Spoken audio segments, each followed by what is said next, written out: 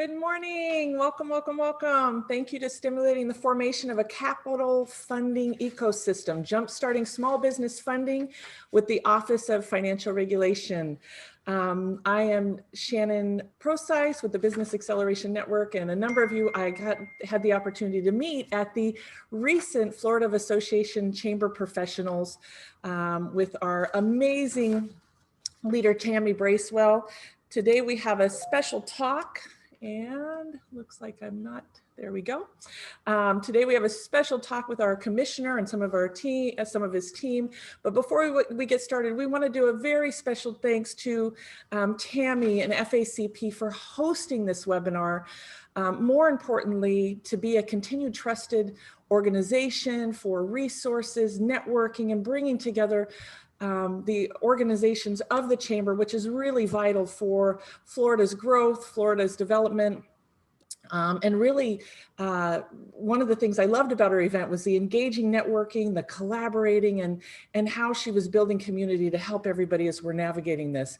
I also want to thank you today as a participant. I know that there's many things you could be doing today, and we so appreciate you as a leader coming here right now to learn what's vital for Florida as we move forward in our small businesses. As we were working on this event, we reached out to over 200 Chamber of Commerce, and there were a number of them that were closed, and it was really just really shine light on how important it is that you're here and that you're that voice for our businesses and what we're doing in the community. So again, we appreciate you carving out your time, and this is an important topic that impacts us all. So before we dive in, I want to share with you a few ways that you can get the most out of this time, this next hour that we have together. First of all, you want to grab a pen and paper, if not a tablet device, so that you can jot down some notes, and this will be, some of the stuff you may want to go back and share with some of your members or business leaders in your community, and also have ready in the chat your contact information, because we would love to be able to connect with you. Also, we are opening up the very end for Q&A. We want to hear from you. This is really important. And just so you know, this is just the beginning. This is a real high-level overview of what's the initiative that the commissioner's working on in the Office of Financial Regulation. We'll be sharing with you an upcoming event where you'll be invited on as a panelist and be able to engage directly with the team. So at the very bottom, if you scroll down, you'll be able to see your picture. You'll be able to see where there's video, mute, there's a Q&A. So please write down any questions as we go through the presentation in that Q&A box so that we can make sure that we answer them time permitted. Please keep in mind that if we run short on time today and we don't get your question answered, that we will take all your questions offline and follow up with you directly. So please make sure that you fill them out there. We'll also have Katie and Peter, somebody will put the contact information for your emails there in the chat. Lastly, we welcome you to take pictures of the slides as we go along. So feel free to have your cell phone ready if there's things that you want to capture. Also, if you want a replay of today's video, then please just email us. And again, they'll put that in the chat, the feedback at flo.fr.gov. I believe that's correct. And then just put replay of FACP video. We'll be sure to get that to you. Also, let's go through our agenda today. So today you're going to learn, so many people say, what is the Office of Financial Regulation and how is that impacting our community and what does that do for us? So we're going to do a quick overview of that, of this agency and how this supports us. Also, you'll get to meet some of the staff from the agency and the commissioner, Mr. Russell Weigel III himself. He is here because he wants to hear from you. That's why we're doing this today. We're here to gain your feedback and really partner with you in some of the things that we're doing here in Florida. You're also going to hear about some of the challenges that Florida's businesses are facing. And some of these and some of them may be new and you might be hearing for the first time. You'll also learn about the Small Business Ecosystem, Business Capital Funding Ecosystem Initiative and how you can influence its direction, which is really important. Then we will share how you can get involved and a few ways that you might want to consider in this grassroots movement. We'll open it up for Q&A and any closing remarks. Next, I have the honor and privilege of introducing Katie Norris. And Katie is incredible. She is served as a spokesperson for OFR. In this role, she's been for over 9 years. She's responsible for internal and external communications for the agency. You'll learn in this presentation how huge of an undertaking it is. And one of the things I love is her smile through it all. She's brilliant, she's committed, she's really here to really support each of us. So with that, I'm going to turn this over to Miss Katie Norris. Thank you so much, Shannon. Good morning, everyone. And Katie, you may be muted. Oh, I don't think I am. Am I unmuted? Nope, we got you. Oh, okay, perfect. Thank you so much, Shannon. Good morning. I'm happy to be here today. Just want to share a little bit more about who we are and what we do. So the OFR is the primary regulator of the chartered and licensed financial services industry in Florida. So we have approximately 350 employees in 5 offices statewide. So we're located in Tallahassee, Orlando, West Palm Beach, Miami, and Tampa, with regulatory oversight of more than 460,000 entities. A little history about OFR. We're actually a relatively new state government agency, having been created in 2003. However, our beginnings as a banking, consumer finance, and securities regulator date back to the mid-1800s. We're a cabinet agency and we report to the Financial Services Commission, which is made up of the governor and members of the Florida cabinet, the attorney general, chief financial officer, and agriculture commissioner. So we can go to the next slide.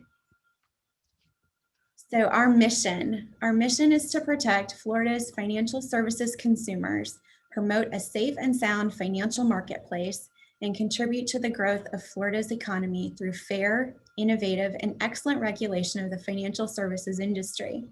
So we work every day to license and regulate financial services businesses in a way that promotes a healthy and innovative financial arena and grows the state economy, all while ensuring Floridians are protected from financial criminals and scams and illegal financial practices.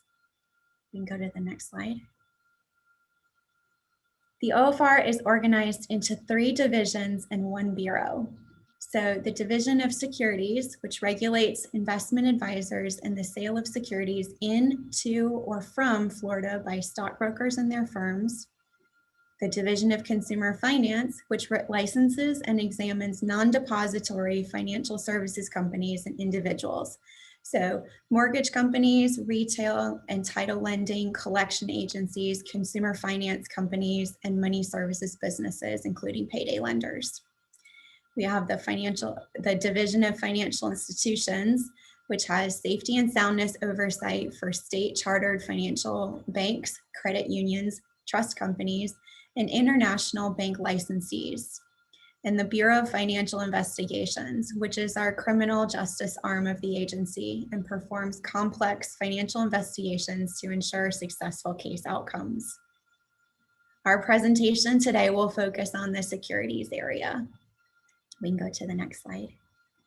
At this time, I'd like to introduce you to Commissioner Weigel. In March of 2020, the OFR welcomed new Commissioner Russell C. Weigel III. Our commissioner is an AV-rated securities attorney with more than 30 years of legal experience and a published author.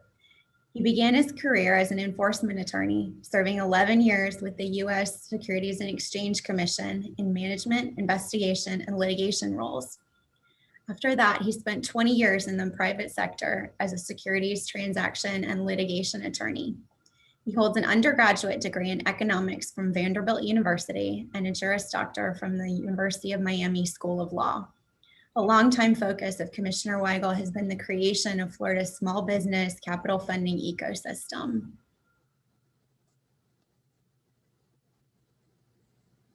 Russ, take it away. Thank you, Katie, and Shannon. Thank you for the introductions, and thank you, to the participants here. We are hoping to partner with you in our effort to create a really the framework for a capital funding system, an ecosystem that's self-sustaining in Florida. And the reason for that is quite simply, it just doesn't exist here. And we find that, new businesses in the state, when they need financing, and they're unable to bootstrap, or they're unable to get bank financing, they naturally look to investors to finance their businesses. The problem is Florida just isn't set up in a way that facilitates that. And so companies find themselves looking to outside sources, particularly in California, oftentimes New York or Texas, where they do oftentimes succeed in getting funded, but they're oftentimes also encouraged to leave Florida and move to those states. So we have a brain drain of our young companies, and that is something that I wish to stem. So one of the missions of the Florida Office of Financial Regulation is to grow Florida's economy. And my vision is to try to do that by creating a capital market for small companies. Now, some people will say, well, there's already a capital market here, and it's working quite well. And that would be true for the top 1% of Florida companies. But my focus is on the bottom 99%. And so that's where the bulk of our employment is going to come from in the state. And so I'm hoping to create a system that works. And so I'm reaching out to different communities within the state, such as yourselves, trying to reach businesses and get their feedback, because we want to do this in a comprehensive and meaningful way, not just create a program that's pronounced by the government and hopefully it works. I would rather create a program that is based on feedback from what people want. So thank you for, go ahead and advance the slide. Statistically, surveys have been done which show that Florida is from year to year in the top 3 nationally in forming new companies. A lot of them are tech companies. I mean, they're healthcare companies, just businesses in general. But Florida ranks in the bottom 10 nationally in funding companies. That in the bullet point here, it says we rank in the bottom 10 in growth of companies. That is true. And what happens is, since the companies can't get funded here, they're not employing people here, and they're moving out of state. And if they have employees from Florida, those employees are frequently encouraged to leave, and more often the employment gets or the staffing occurs out of state. So I'd like to prevent that. I think Florida's a great state, and I know it's a great state, and as you all do, and there's no good reason why we can't do all of that here. We just need to sort of ignite the system and get it going. So we're hoping to do some of that, like sort of lay some of the tracks down, legislatively, and create some guideposts for businesses to connect and to be thinking about how they can be funded in the state, and encourage investors in the state to consider Florida companies. So, the problems I've mentioned. By background, I'm a securities attorney, which securities is focused on unsecured financing, usually of businesses, and that's the background I bring to the table. And it's been my experience, particularly in the 20 years I've had in the private sector, of seeing clients, go through exactly the same predicament, where they just struggle here, and they hope to meet benefactors from other states, and and get funded there. So there are some tools that are on the books that we're going to talk about briefly.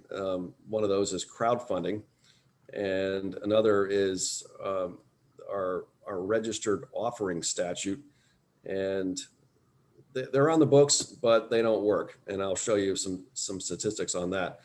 And so the effect is, if the company decides to stay in the state and they need capital, they're inevitably going to only be able to bootstrap and not and get the capital infusion that they're really looking for. So their growth is going to be prolonged and in some situations much riskier for their success. So next slide, please.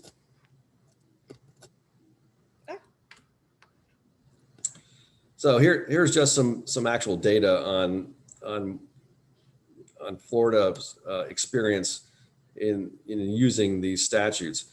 We have two categories here. One is called intermediaries and one is issuers.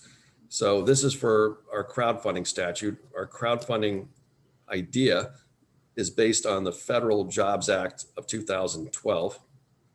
The problem with the Jobs Act as a in-state statute, which is what ours is that it just doesn't work.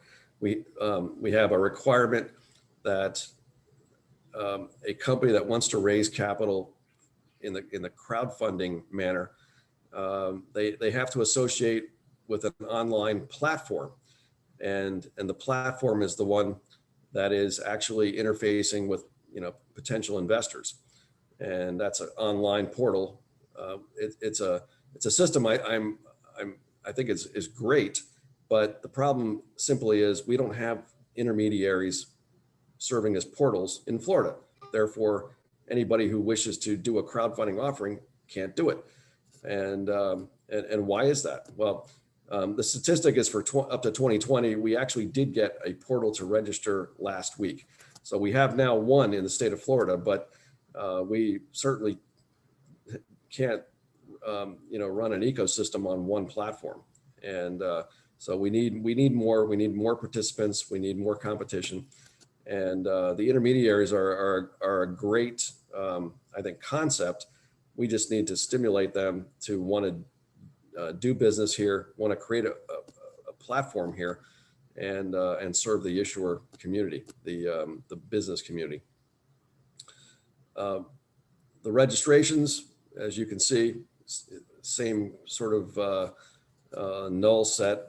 We've had a couple of applications. We've had a couple of registrations.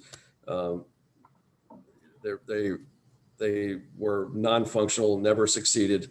And the last 2 years, we've had, zero that actually got registered with OFR up until, as I mentioned, last week. So next slide. Thank you. We also have a system of registering an investment offering, and the statute that we have is based on a theory called merit review, and merit review is one in which the government, in this case it's my agency, is tasked with the job of deciding whether a company merits raising capital from investors. So, I mean, that is a state system that is prevalent nationwide, but it's not a successful system. The one that you're probably familiar with is the one that's run at the federal level, which is governed by the Securities and Exchange Commission. And that is a disclosure-based system where a company that wants to raise capital provides in a written document, usually a prospectus, all material facts that pertain to the company and to the offering, so the investors can decide whether the investment opportunity makes sense for them, instead of the government deciding whether the company qualifies to raise capital. So that's a simple statutory fix that I'm hoping to get done, and we want to change our system into one of disclosure review.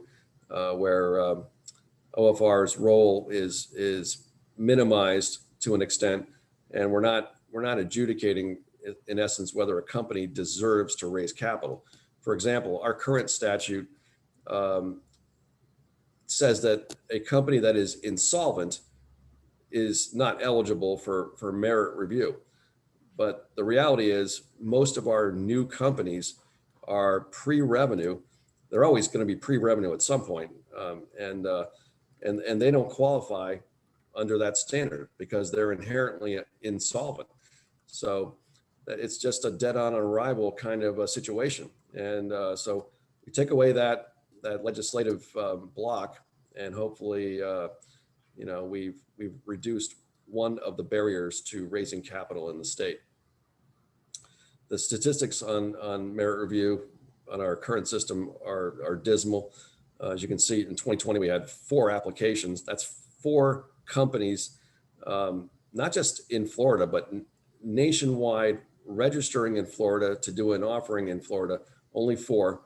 2 of those withdrew and 2 got approved. And I believe both of the approved offerings were for companies that were outside of Florida. So it's a horrible situation that I'm hoping to change here. Next slide, please. So what's the solution? One of the ideas that we are proposing, as I mentioned, is to incentivize the crowdfund platform businesses to start up in the state, but those we refer to as intermediaries. But there's 2 kinds of intermediaries that I'm interested in licensing in Florida, and the other is called finders. They're like real estate brokers or real estate agents trying to connect a homeowner with a potential home buyer in the capital network. They would be they'd be acting as brokers basically, but not full service brokers like you're used to seeing. And they would essentially be like the real estate agents, just trying to connect potential investors with businesses that are looking for capital. We would register them, do background checks, and go through our normal process of investigating them before giving them a license, just as we do for stockbrokers that are fully licensed, just as we do for investment advisors. It would be the same process. It's just that this group would not have to go through the typical FINRA licensing program that the full service brokers do, and they would not be handling cash. They would not be handling investor funds like full service brokers can do. So we would keep them at a lower level, and hopefully those people that are would basically serve to bird dog deals, if you will, and hopefully that group would grow and be successful and create an army of people out there that would help stimulate our system, our funding system. So that was for crowdfunding. That is for non-crowdfund deals as well. Both of those programs, the crowdfunding platform and the finders, both of them are in the category of intermediaries. I would like to get both of them as programs up and running. And one of the incentives that we're thinking about is for the crowdfunding platforms is allowing them to source other kinds of offerings, not just crowdfunding. We're proposing to increase some of the capital limits on crowdfunding itself, but not require the crowdfund issuers to only associate with a portal. If they had the capacity, for example, to reach investors online themselves, then I don't see why they couldn't do that. And so these are some of the ideas we're playing with, trying to make the capital market in Florida more accessible to smaller companies, to lower the barriers to offerings, registered offerings, and private offerings, and hopefully, this will become a thing. So we're talking to business accelerators. We're talking to the academic community, particularly the entrepreneurship programs. We're talking to angel investor groups. We're talking to venture capital participants, and we're talking to business groups in general, trying to get the word out about our interest in creating this system here, as well as getting feedback, from all of them on the pain points that they've experienced thus far, and want to see fixed, by our Florida government. And so we're kind of in survey mode, and we have been gathering public feedback, and we've been posting it on our website. The website is flofr.gov, flofr.gov. There's a link on the homepage there for securities reform. And if you click the link, it takes you to a page where there's a summary of the concepts. And there are some hot links on that page to the cumulative list of ideas that we've received thus far. I'm hoping to gather these ideas through I would say the end of July, and then we want to sort of canvass the entire state with a survey where we actually have people kind of vote on the ideas that they think are best. And so that process, so we'll actually, have a democratized community out there saying what they want. And then we hope to be able to respond with with additions to a bill we're working on that would include the public requests. So that time frame is that starting in September. We're trying to get the bill completed, and as I mentioned, we already have a draft going, and so it won't be that much of a lift to edit it and add to it this summer. But we are on a fast track, and we would love to partner with you and have you reach out to your constituents and see if there's interest on their part in either initially in partnering with us, but ultimately we want feedback, and and the end game, of course, is to support the bill in the legislature. So we're looking for future support, talking about it now, and get people thinking about coming to Tallahassee for our different committee meetings as this bill progresses forward, and that we can show we have public support, because that's the only way we're going to get the legislative aspect of an ecosystem fixed, is to get the bill pushed through the legislature. So what are your comments? We want your input, and I'll hand it back to Shannon. Thank you for your attention. Perfect. Thank you so much, Commissioner. We really appreciate your time today. And yes, please ask any questions you have. I'm going to share with you a couple ways to get involved. The first one is please complete the survey. Here's a QR code. You can take a screenshot. There's also the address at the bottom. Tammy will be providing the slide to everybody that's registered for the event afterwards. But please complete this survey. That would be a big help. There's only 10 simple questions, and 2 of them are optional, which is your contact information and if you want to join our newsletter or have somebody contact you. The next item is to share this webinar and the survey with others. Who do you know that would want to contribute to the feedback and be a part of what's happening here? Also, join our email list. Now, when you do the survey, you can just click the box, find out what's happening and be involved and get the updates. Also, any introductions you might have. Who do you know? The commissioner listed, we're looking for individuals in incubators and accelerators, and we've already reached out to a ton of them, but if you can make that personal introduction, that's really powerful. Also, let us know how we can help you. Is there something that you heard today that that maybe gave you an idea and ways that we can help you. We want to hear that. In the chat, we've provided the email, so please reach out. And also the biggest thing is joining us as a power partner. And a power partner is where you're involved in what we're doing. And we actually have our initial event coming up. This is going to be a little different format. We're actually going to bring those business leaders that join us onto the panel so that we can hear and connect with you. We're also going to be doing a breakout session so that you'll be able to network with each other and be able to brainstorm and mastermind on this opportunity. We've got a great agenda, and the commissioner will be there, and you'll be able to speak with him directly. So we're really excited about that. So if that's something that you want to participate, again, take a picture of this slide, or you can reach out and email us, and we will be happy to get back and have you join us. This is going to be something that's ongoing. So this will be, every month we'll be coming together and providing the latest updates. So this is really, kind of that inner circle, not that it's, everything's public, but just you get to hear first and be a part of what we're doing.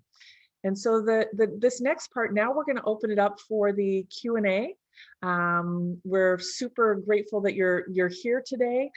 We have a couple of questions, and also please take a picture of this slide. We got to hear from Katie this morning. Here's the phone number, the website, all of the contact information. Katie, do you see a question you want to ask first of the commissioner that came in the chat room? Yes. Commissioner, what is the benefit of in-state equity crowdfunding over other means of raising capital? What is the benefit over others? Well, it's an individual circumstances situation. Crowdfunding is one of the tools that is available to a company that is intending to raise capital. It's not the only tool. There are many other registered offering and exempt scenarios where the company could avail itself of. Crowdfunding is one of them, but crowdfunding is perhaps one of the more interesting and useful opportunities if it's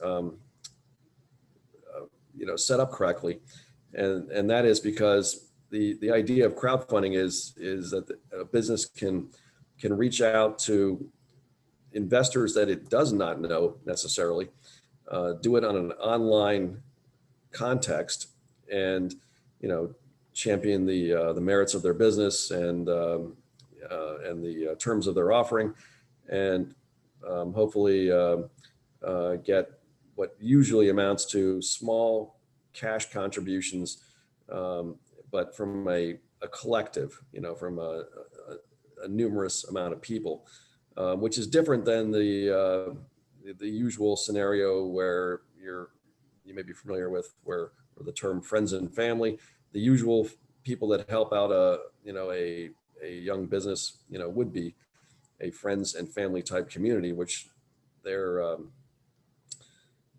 support for the business is not necessarily related to the merits of the business or the offering terms, but it's their maybe relationship with the founders.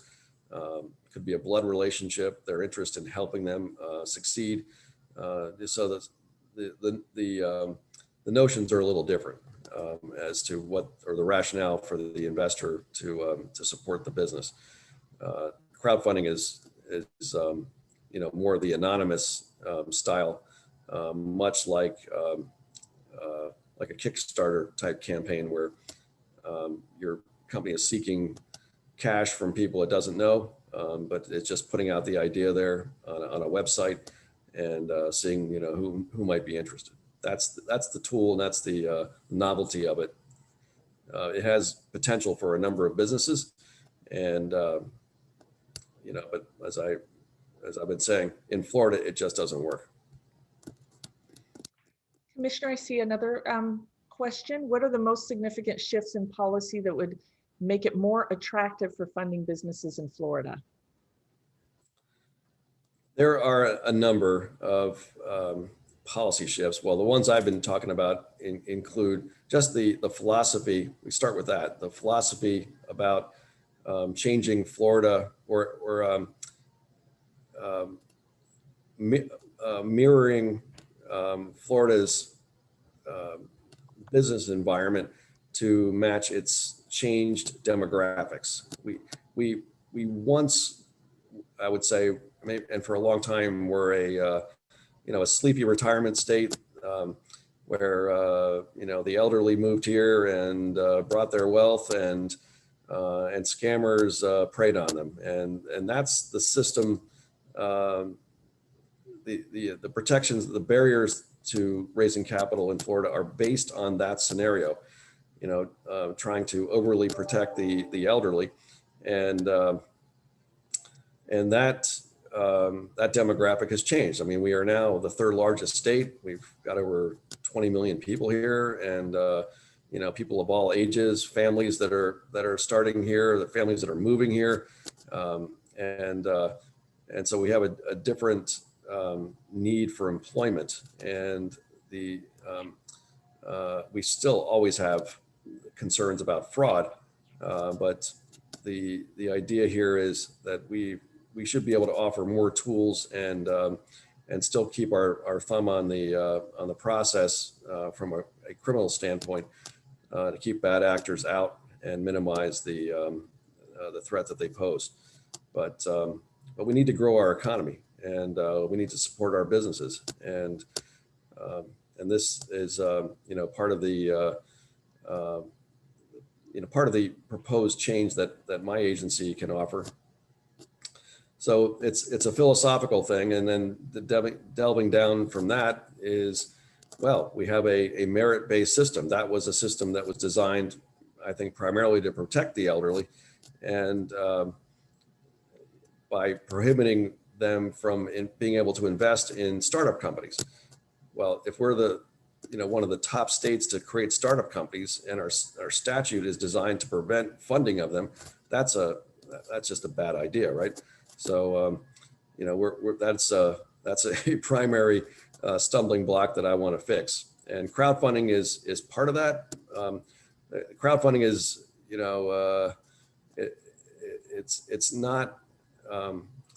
it's not a bad idea in concept. It's just that the state mirrored its program after the federal program. The federal program was truly designed for nationwide offerings to be conducted by companies who were seeking to get investors from different states. Our need is not that. In Florida, we don't need to necessarily go out to different states and get capital. That's actually what I'm trying to change. It's that we should be able to source them locally, and we want our investors to fund businesses locally. We don't need the high cost, high barrier to entry format that the national crowdfunding program provides. We need a simplified program that allows local businesses to reach out to their local marketplace, and that's part of it. And another aspect is education. We're not legislating education, but we are part of the conversation in encouraging the education of investors and the education of entrepreneurs to look at the state resources and try to bring them together in a way that it stimulates their continued communication. And we're trying to get different areas of the state to talk to each other because the state, business-wise, is somewhat balkanized. We have South Florida as a region doing its own thing. We have the I-4 corridor as a region doing its own thing.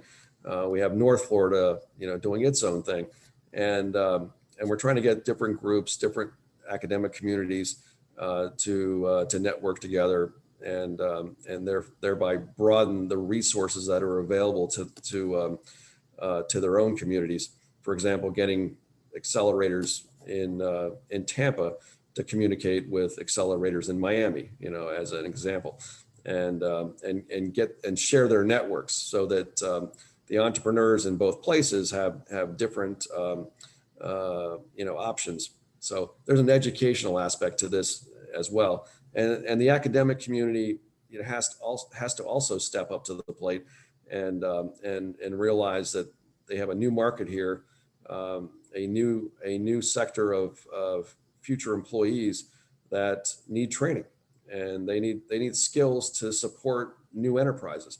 And that's the feature, I think, that is ultimately going to be hugely important for our sustainability in this realm. And because that is a feature in New York, that's a feature in Silicon Valley, and it's a feature in Austin, Texas, where the academic communities really do integrate with the business communities and provide educational opportunities to support skill sets that contribute to the local growth of business. And the Florida academic community is just starting to realize that they have an opportunity here, and they're starting to step up to the plate with different programs in different cities. That's not something that is appropriate for legislation. Some people have suggested, well, the state needs to offer us grants, offer the businesses grants and things like that. And that may be correct, but we're also trying to build this program coming out of a pandemic where revenue for the state has been down. So we are proposing a bootstrap situation, if you will, that doesn't require the state to support businesses in the financial sense, but lays the tracks down so that the right players can get involved and facilitate it. That's the big change, I think, or a list of changes, if you will. Sorry for the long answer. It was a big question. Is there another one? Yep, I'll go ahead and get the next question. Cindy asked, are there parameters on potential size of business when it comes to these type of capital raising? No. The statutes are agnostic as to business size. The goal is to create a system where the investors, are provided sufficient information about the business that is seeking to raise capital, so that the potential investor can decide whether that is a risk worth taking. So if the size of the business, is a decision factor for the investor, that's information that they should be made aware of.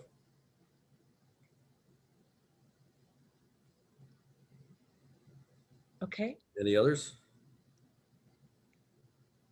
Go ahead, Katie. So, Commissioner, where can our local entrepreneurs learn more about equity, crowdfunding, and registered offerings? Well, there are potentially many sources.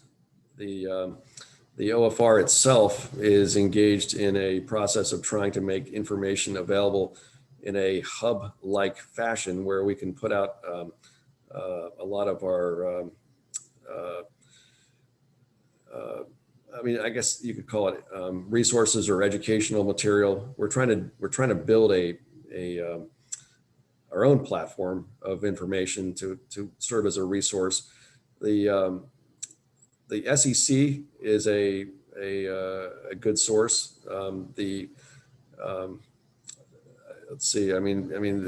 Most of the entrepreneurs that are not affiliated with an accelerator or incubator type program are the ones probably in search of basic information, because I would think the business communities are probably already primed to think about the tools they need to finance the companies that are part of their incubator or accelerator programs.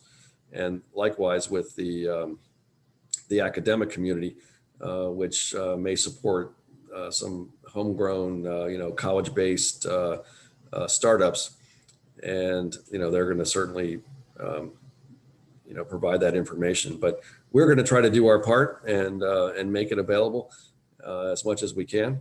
And so we understand. The cost of raising capital includes the need to know certain types of information. And sometimes the entrepreneurs only get that from the accounting community. Maybe they get it from the legal community, but those educations are pricey. And as in terms of the fees that the professionals will charge, for that education and telling them what they should and shouldn't do, we're hoping to limit that barrier as well by serving as a resource. Great. We have another question. Do you find bringing more investors/lenders to Florida more important, or bringing startups? Bringing lenders or investors to Florida. Yeah. Well, I think our goal is to focus on the existing people in Florida, and while people are coming to Florida in droves anyway, we're not necessarily directly trying to recruit lenders or outside investors specifically. I mean, that perhaps is an option for us. Thus far, I've been focused on trying to educate the locals. That's been our focus, both the investor community and the business community, and get them focused on what we have here already. But that's a great point, frankly, because just like the employees that are coming to Florida with tech skills, for example, they're ahead of the game than some of our locals that are in the process of learning and in the process of getting educated to be employees in a tech enterprise. Getting people that are already skilled, makes sense for the businesses. They can get served now. That's a great point. We haven't thought about that specifically, just because the framework for us is fix the current system we have. But I think that's one we should add to our list. Thank you. Okay, we have time for a couple more questions. How is crowdfunding a better alternative than pitching to investors? Well, it depends on the company and the situation and the need. It also depends on in terms of the business's need, who do they already know? Crowdfunding is a tool that probably is going to be utilized by entrepreneurs who don't have a rich uncle, who don't have resources to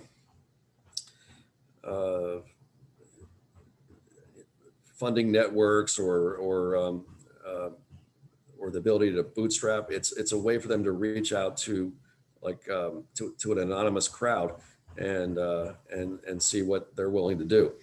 Oftentimes the business that engages in crowdfunding is one that has a following, or a customer base, maybe a following online, and the crowdfunding can serve as a way to try to monetize in a financing manner those kinds of relationships. But a lot of times the participants or the crowdfunding companies are simply lacking the relationships, and that's why they will choose the crowdfunding tool for them.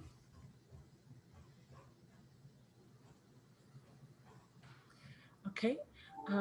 What's the difference between private registered offering and equity crowdfunding?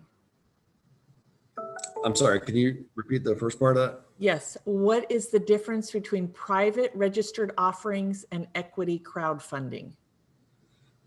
Well,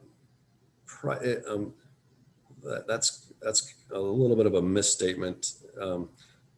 A registered offering is a public offering. It's not private. So it's by design one that is filed with a government agency, and then is available, to solicit both accredited and unaccredited investors. That's a public offering. A private offering has some limitation on the types of people that might be solicited, or a geographic limitation, or something that makes it not a broad-based opportunity like a public offering would be. So a registered offering is a public offering, and the private offering, which might be crowdfunding offerings, believe it or not, are considered to be private because they're targeted in nature. Although they are publicly announced, they are designed to be targeted they're capped in the amount of funds that can be raised. There are programmatic limitations on the different levels of capital that are raised, and reporting requirements and things like that. But the idea is it still kind of qualifies under the private exemption because it's not one that's filed with a government agency and reviewed before dissemination. The hallmark of a private offering is one that is done, more or less directly between the business and investors, and not going through a government review before being disseminated. I hope that helps. It's wonderful. Thank you so much, Commissioner. Thank you so much, Tammy. Again, if you have feedback, please, we've shared the link with the survey. Join our event next Monday. That's 1:30 to 2:30. This is where you'll be added as a panelist and be able to engage directly. Thank you so much, Commissioner. Thank you, Katie. Tammy, thank you for being a leader that you are, and the way that you support chambers and organizations and the ripple effect that you have in our community, and seeing the value in getting this message out there. So with that, I wish everybody a remarkable week, and hopefully we'll see you next week. Thank you so much. Thank you so much. Appreciate it. Thank you.